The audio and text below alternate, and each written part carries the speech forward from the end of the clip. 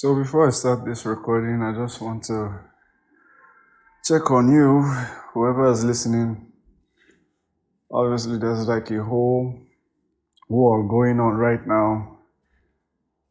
I don't even know if by the time this recording gets to you via whatever means, you're going to be in a position comparable to the one you were in before the war broke out.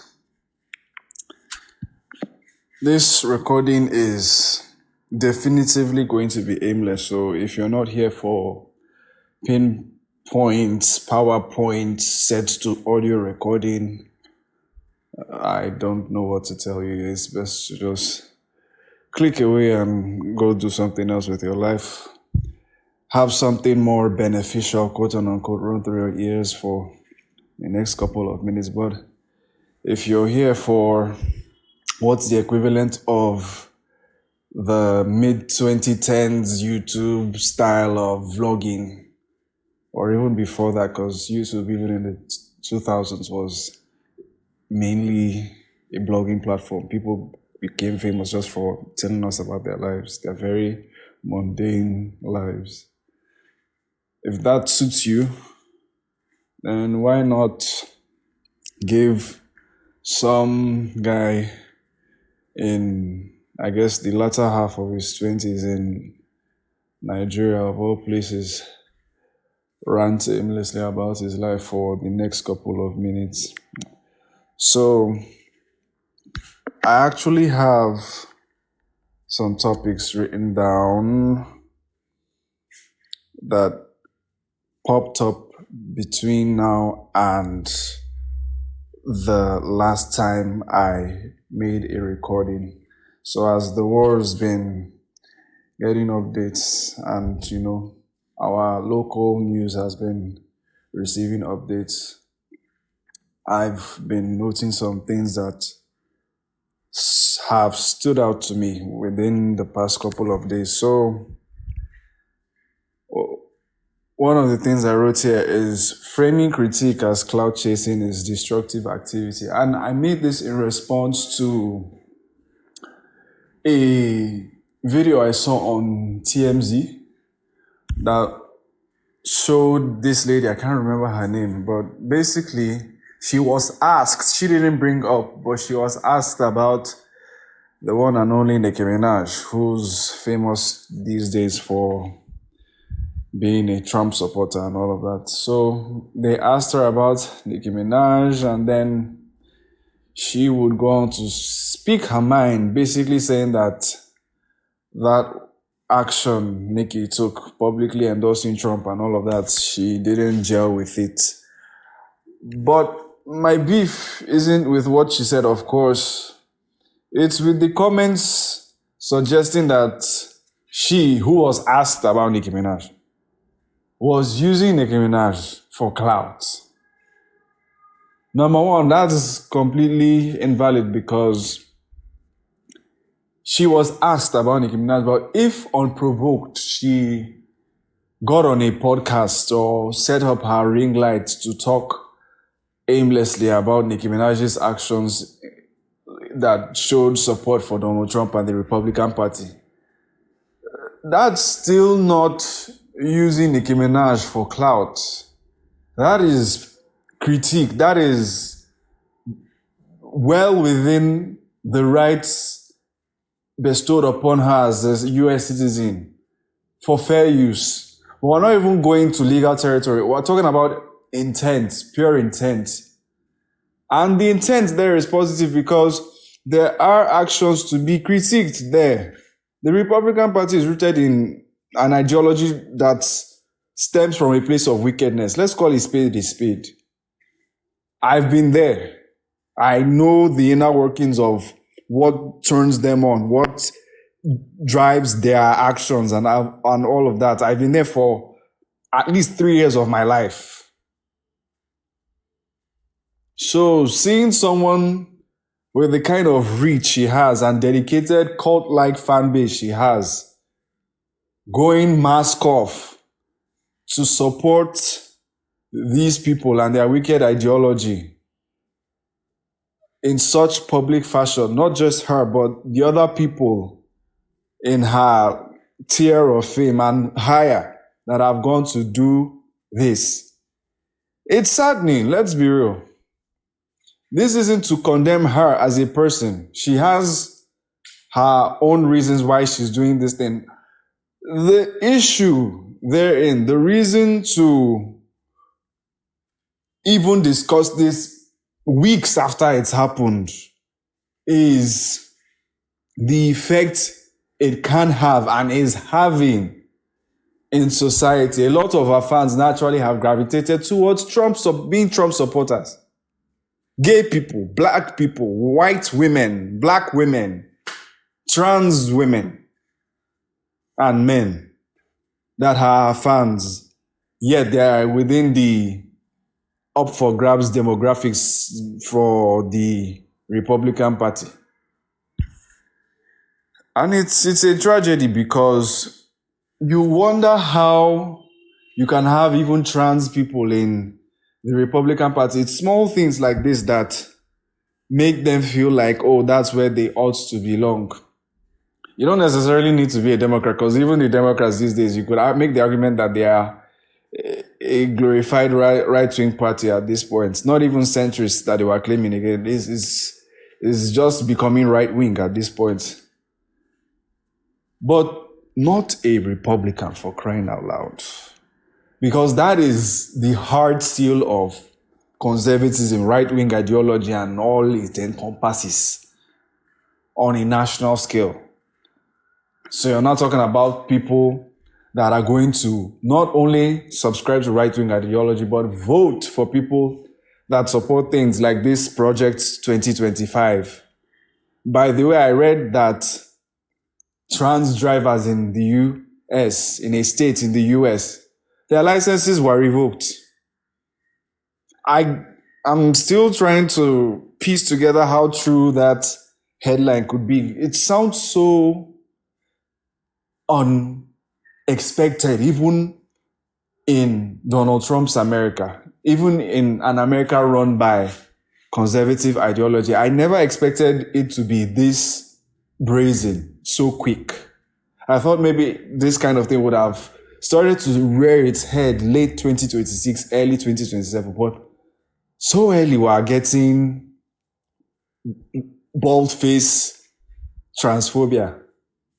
Then, of course, there's even reports that gay marriage is on the chopping block again. No surprise. Then we're having a lot of misogynistic online groups come into the mainstream. There's a trending poll now that says women are supposed to be in the kitchen. That is, they surveyed guys that are Gen Z, and they are saying that women ought to be in the kitchen. Feminism is bullshit and all of that. Welcome to 2026, mask off season. Mask off year. The dawn of the masks being taken off. They are all just tired of pretending. They've always been pretending. But now they are tired, and it's a sport for them, this racism of a thing. It's a sport. Because they know that they've made the mistake, or their ancestors made the mistake of allowing black people, trans people, gay people to have access to money, which was seen as the ultimate proof of hierarchy. So now that black people can have money, now that gay people can have money, they have to go back to comparing themselves with their immutable characteristics. And it's thrilling for them. Take it from somebody who was in these circles for 3 solid years actively. All right? So, I mean, I'm happy to be detached from that now, but I saw it, and while I was there, you'd wonder, why did I keep myself within those circles? The thing is, it happened in ways I didn't realize. I found myself supporting things I didn't realize the true effect of. Take for example, All Lives Matter, right? That in itself, that is a true statement. All lives do matter, but in the context of police shootings being directed at minority races, that is a tone-deaf statement. Take, for example, I wasn't ever pro-life. That one, they never sold me on that one. But I can't remember the vivid examples because I'm some years detached from it now. But back then, they would just sell you on the most heinous scenario with very slight hand, sweet talk, and then, of course, project the blue-haired liberal example to strengthen their vapid points. So, yeah, let me check the next point. If you're hearing footsteps, it's because I'm walking around. I don't have lights, if you don't understand what that means. I mean, I have lights now, but the light's about to expire. I'm just losing my sense trying to figure out how to get the next light money. So, yeah. So that was one of the points I wrote. Framing critique as cloud chasing is destructive activity.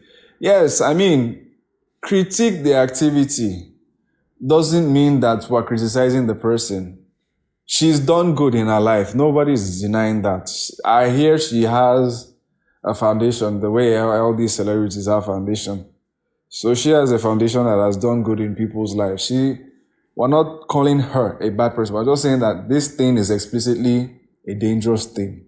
All right? Whatever reasons she has personally to be a Republican, that's left for her. But I'm saying that even for her own sake, this thing isn't good.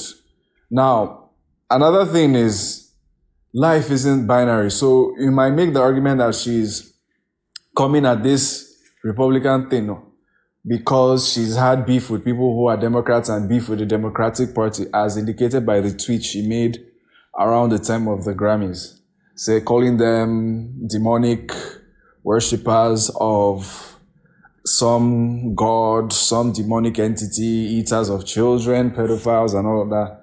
She's the only one that knows what she's seen for her to have made that thing. But the thing that I'm trying to address here is that you do not support the Democrats does not mean that you should go and support the Republicans. Life isn't binary.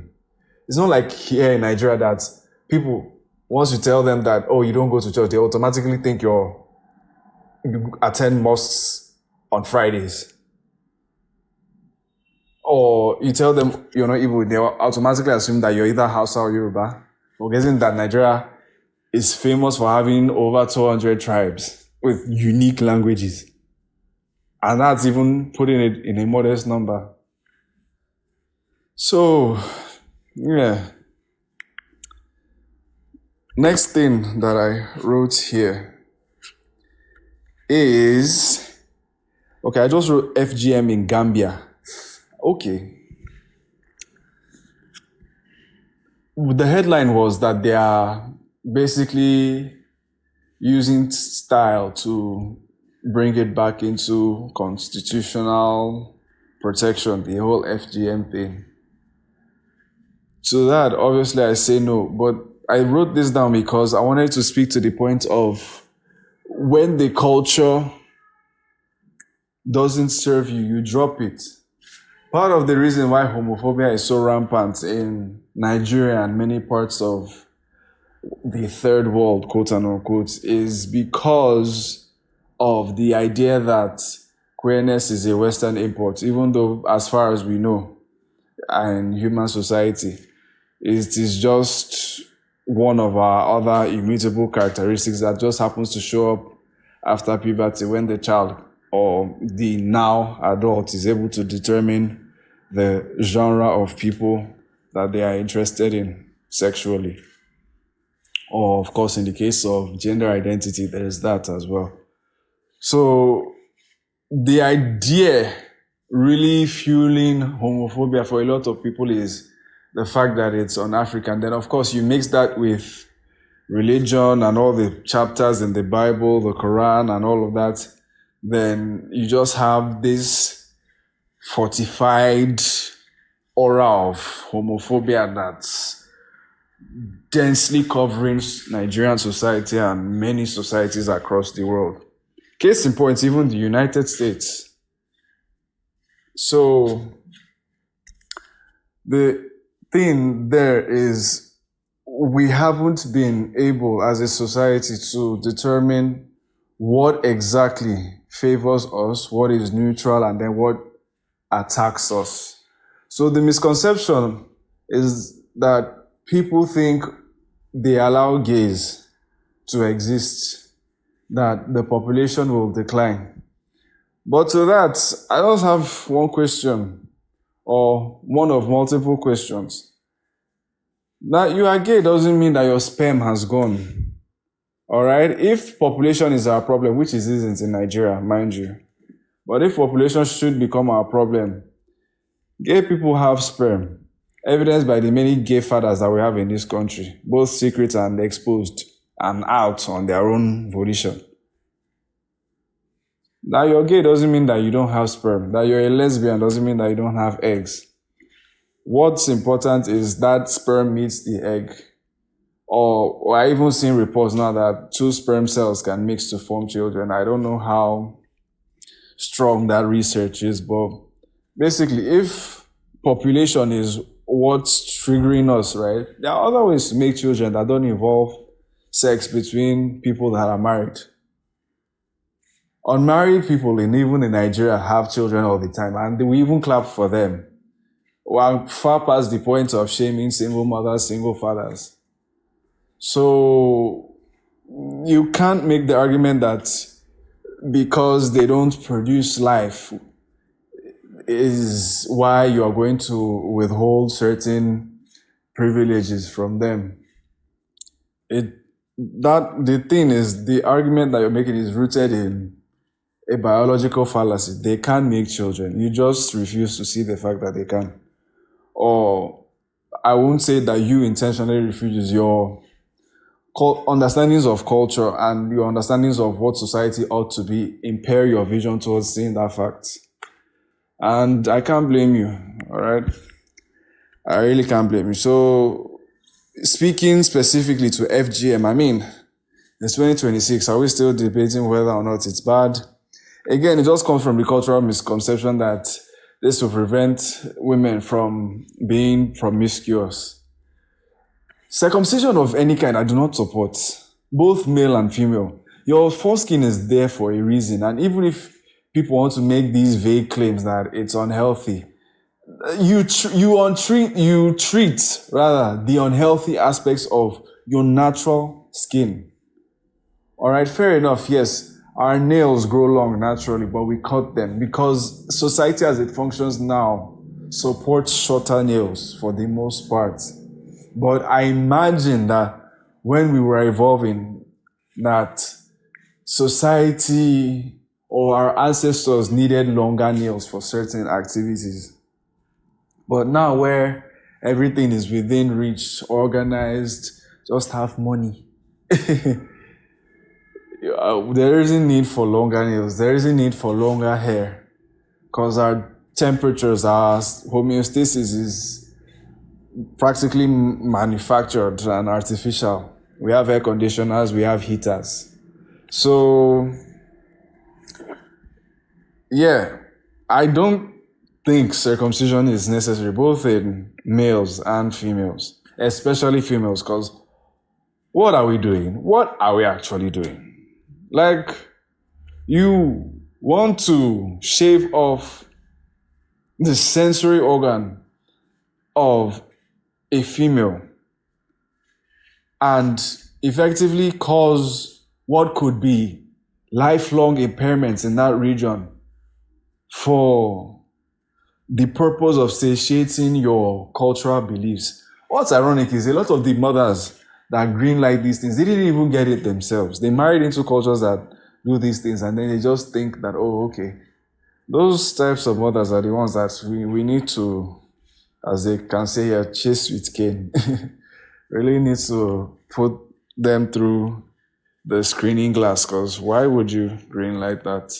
I get why people do it, and I get why they don't see it the other way. It's the same culture thing. It's the same It's my culture thing. It's the same superstitious thing. It's unnecessary. Oh, my water is almost finished and I don't have money for extra water. Oh shit. Okay, so yeah, that's just my comment on that one. The last thing that I wrote here is, or did I write more than one thing? Oh, I wrote 3 things. Okay.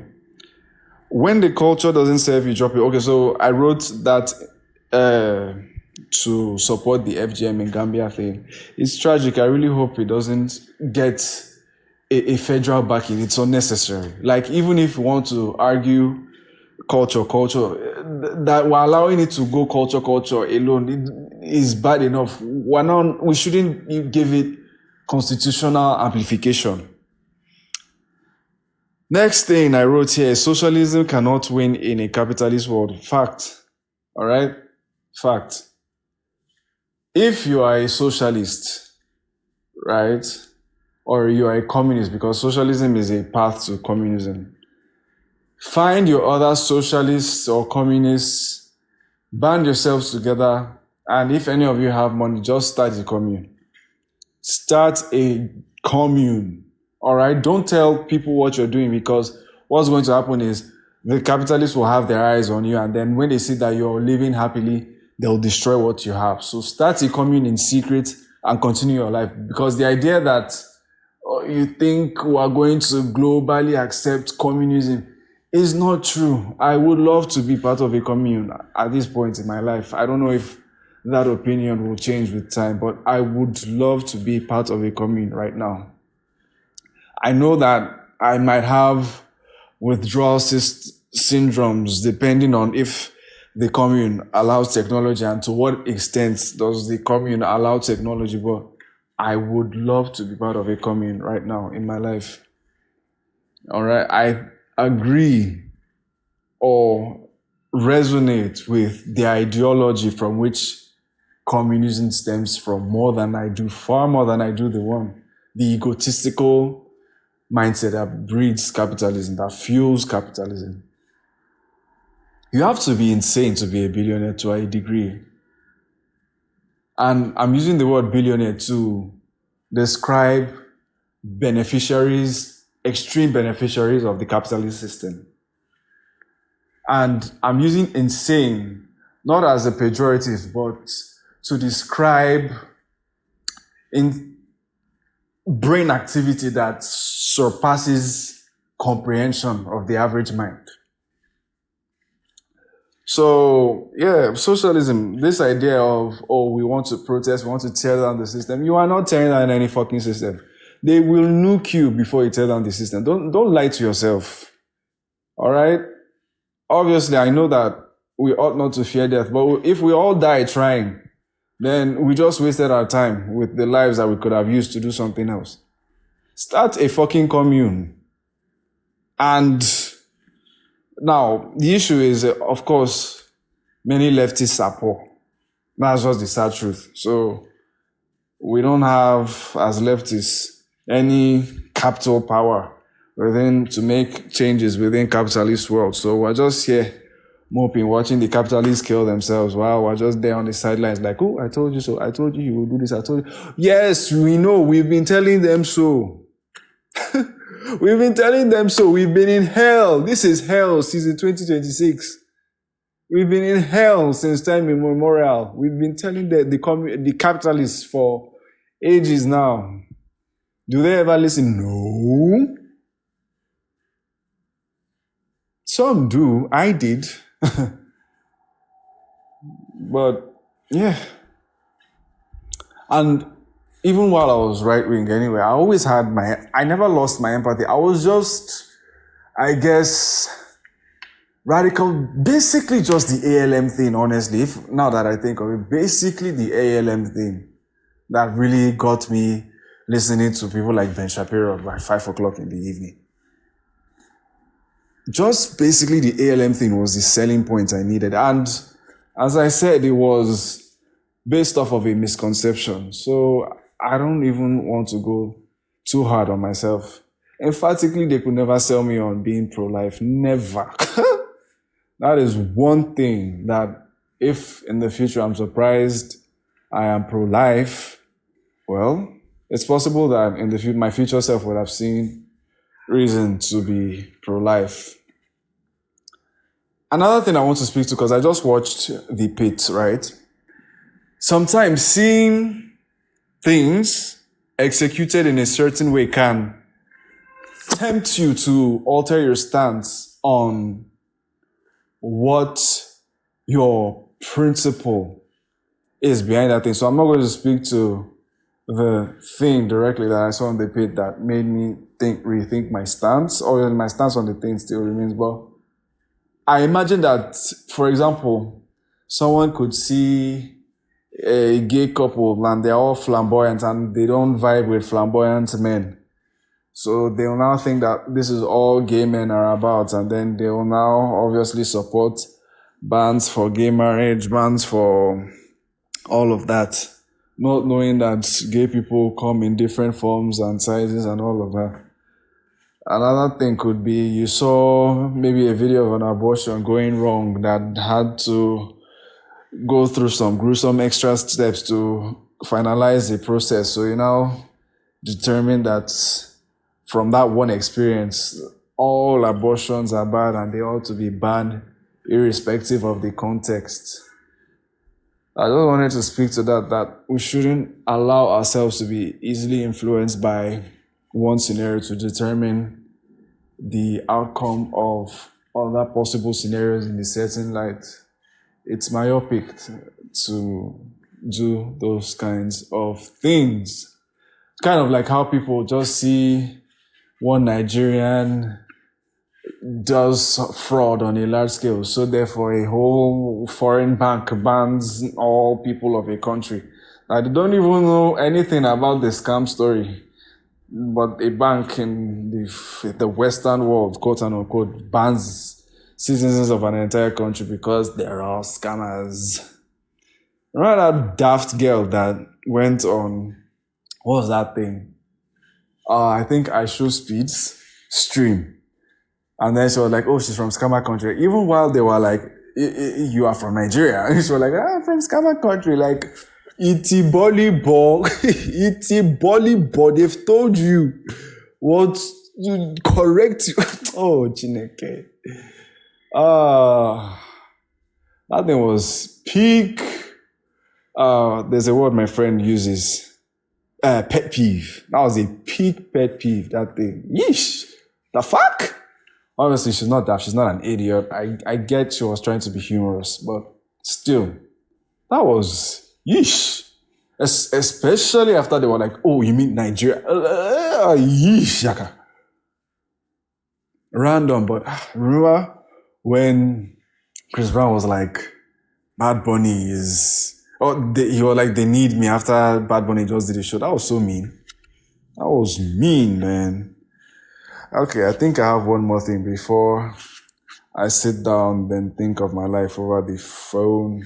Yes, we need parenting licenses, and the Pit just strengthened my opinion on that. Cause man, what do you mean that your child has the opportunity to get a life-saving procedure, but you, for some superstitious reasons best known to you, decide otherwise? I feel beyond those situations anyway, because many parents are fortunate not to be in those kinds of situations.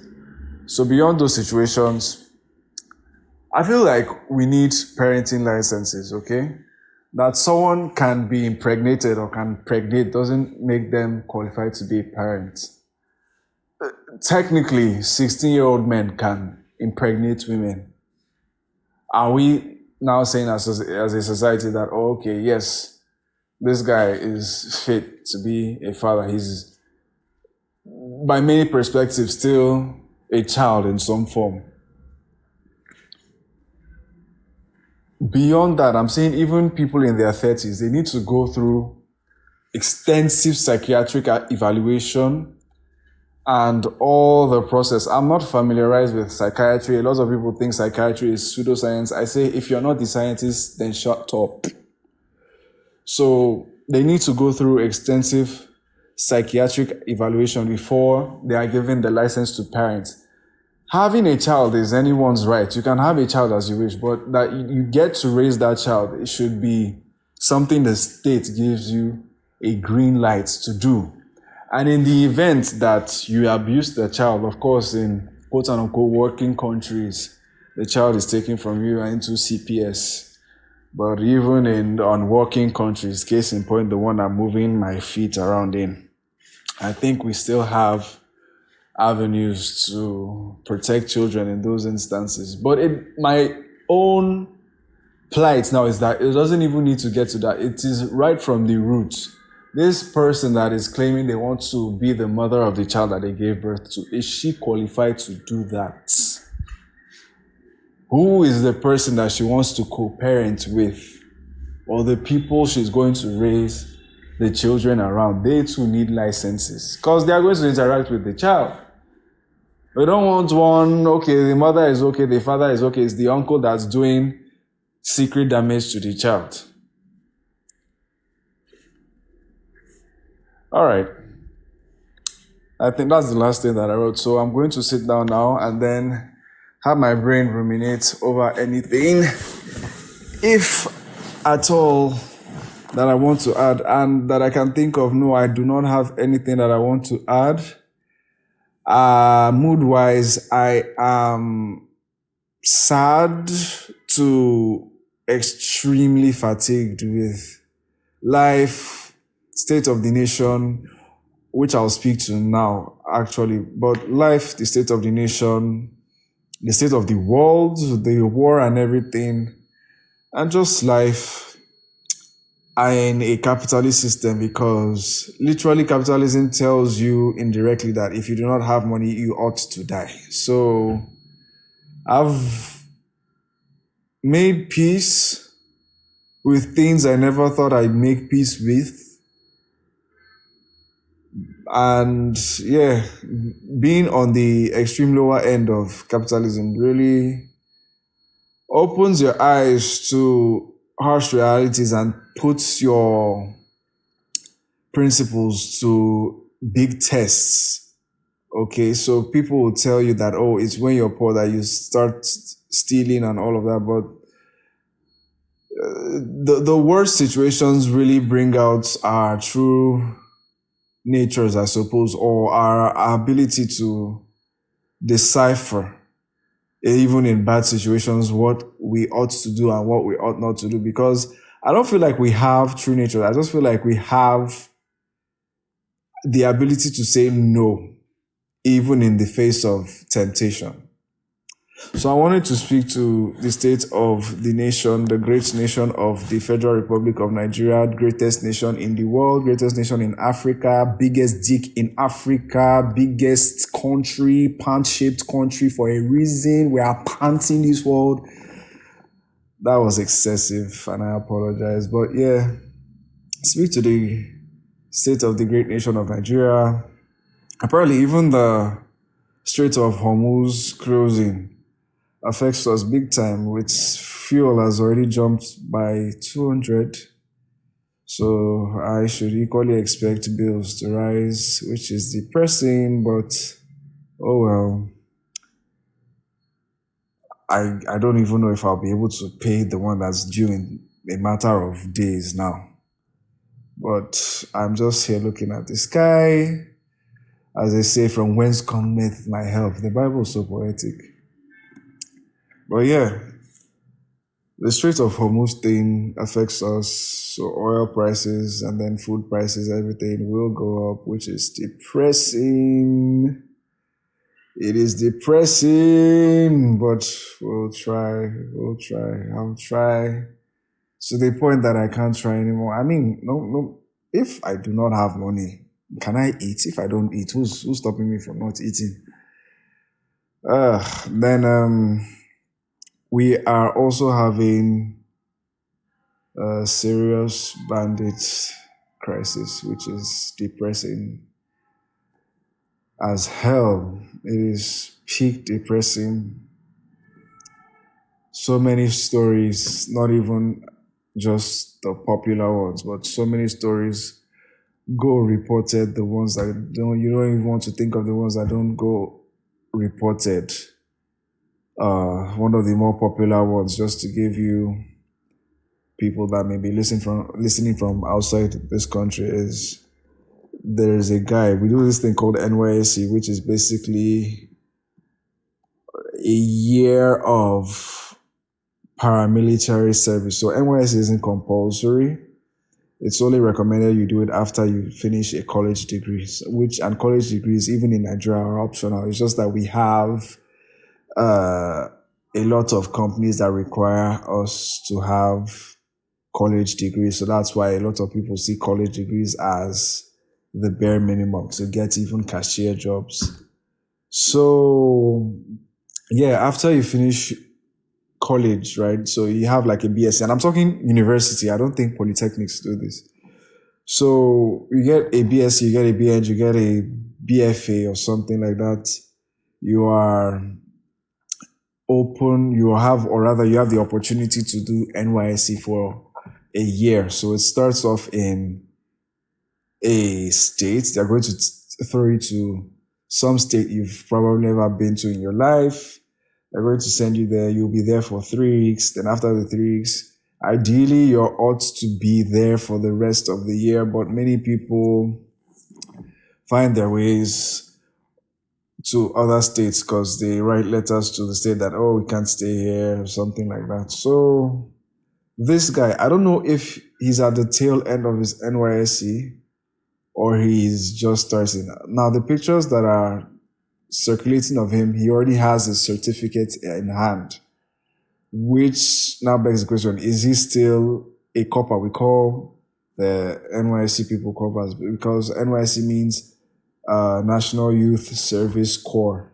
So the silent P in corps now becomes a verb, which is now a gerund. So corpa. A copper is one who corpse. So people are saying that he's a copper and that this reflects particularly poorly on our government, that its own paramilitary agent is going through this hell. Now, by the way, it's called youth service because you can't do it once you're above 30. So people are saying he is still a copper, but I'm seeing pictures of him with his certificate in hand. Either way, it's aside the point him being a copper. This is a Nigerian citizen, first of all. Coppers ought not to warrant special attention in this situation. A Nigerian citizen in this dire situation ought to warrant attention regardless. So he's been kidnapped by bandits, and they found a way to communicate to his family. The amount they were able to do a combination of GoFundMe's, grants, loans, I suppose. I'm just calling things. I don't know where they got the money exactly from, but there were contributions to the sum that they called for them, which was 10 million naira. Now in USD, you know what? I'm going to Google it. I'm not even going to speculate. 1 second. Am I getting internet from where I am? 10 MNGN to USD. Am I getting internet? Yes, I am. Wow, our currency is pretty. So that's a bit over $7,000, which is a lot of money, as you can imagine, for Nigerian families, especially from the area he's from. They get this money only for the bandits to tell them, of course, it's not enough. We now want 3 bikes in addition to the 10 million. The bandits took the 10 million. Mind you, they took the 10 million. So now a lot of people are suspecting that, he was already dead before they gave them the 10 million. And they're just using the 3 bikes to have them go back and forth. So when people now ask, who is funding them? We are funding them. This 10M thing had me really thinking like, so this is how they get the funds. because this is just one of the few stories to make it in the open. A lot of sneaky fees have been paid in secret. So our economy is losing a lot of steam. Why? Banditry. So a lot of us were under the impression that, oh, it's some foreign entity or some local spiteful entity that's funding the bandits. No. Using this as an example, it's safe to say that we are the ones funding them. Now, how they're able to gain access to guns, even certain well-to-do civilians own firearms in Nigeria. It's just what it is. But how they have access to those firearms, it isn't up for too much question when common families are able to give them 10 million, which is enough, depending on how you manage your finances, to start up a successful business, even in a state like Lagos that has high land costs and operation costs and all of that. So it is depressing. Like, I don't know if this sounds right to say, but stories like this zap out every will I have to continue life. Every ambition, every desire just flies out the window. I can only imagine what the family feels like. They did a funeral hearing for him, I don't know the exact word. English Allergy is someone I follow that was doing this thing, really explaining the thing well. But basically in Islam, if your loved one is missing for a while, that you do some form of full funeral. Suppose, I'm sorry to reduce the process to just this. It's just me trying to describe what I understand the process to be like and communicate my understanding of what that process to be like. But basically, yes, that's what they're doing. They are basically, from the religious eye, assuming him dead. And then they've equally reached out to the public through the allergy influencer that's been in contact with them, that they are not even interested in communicating with the bandits anymore. So the idea of them providing the 3 motorcycles isn't their business. So you can see also how specific they are. Not only did they request 10 million, but they're now saying 3 motorcycles. In other words, we, the citizens, are the ones funding the banditry, and we're just led to believe that it's, high tier politicians. A report came out, very salacious report came out, that apparently one of the Kwara abductions that happened late last year, was resolved by the Federation with a terrorist settlement. It wasn't even a rescue, it was a terrorist settlement. You can imagine. So even to the point of our national budget is funding terrorism. Wow.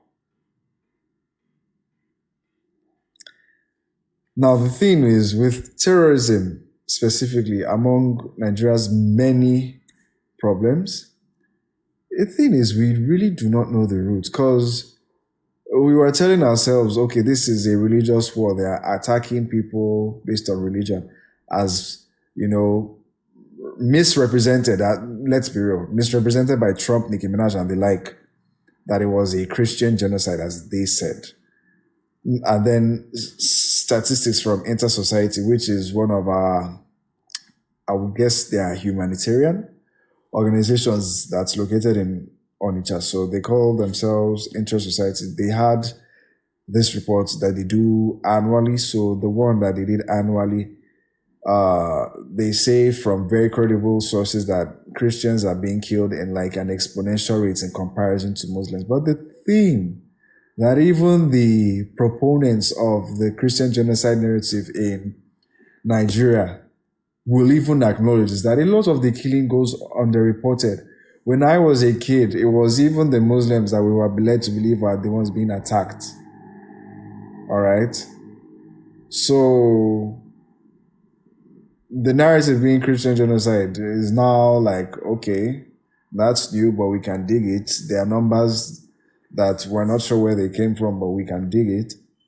But the thing is now, right, this National Youth Service guy I'm talking about is a Muslim, an undeniable Muslim. Like I said, I'm telling you about his family doing an Islamic practice to I don't know how to describe the practice, but you get the idea behind the practice I'm doing. These are Muslims being attacked by so-called Muslims.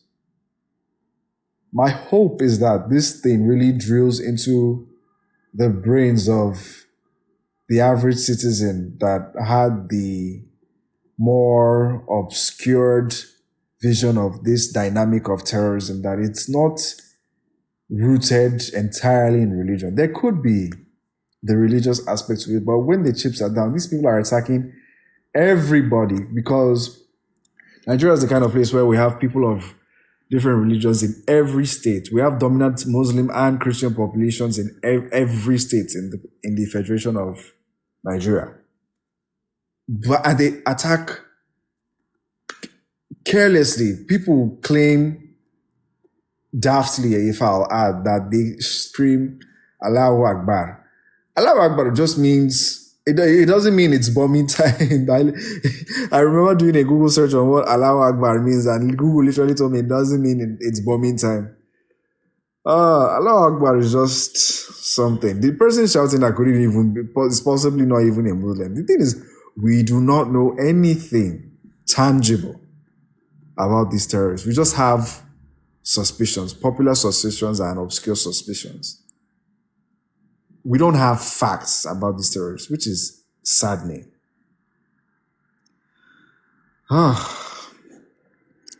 So I just wanted to address that one. I don't want this recording to go too long because it's my CPU that will eventually face the heat, and then that translates to bills.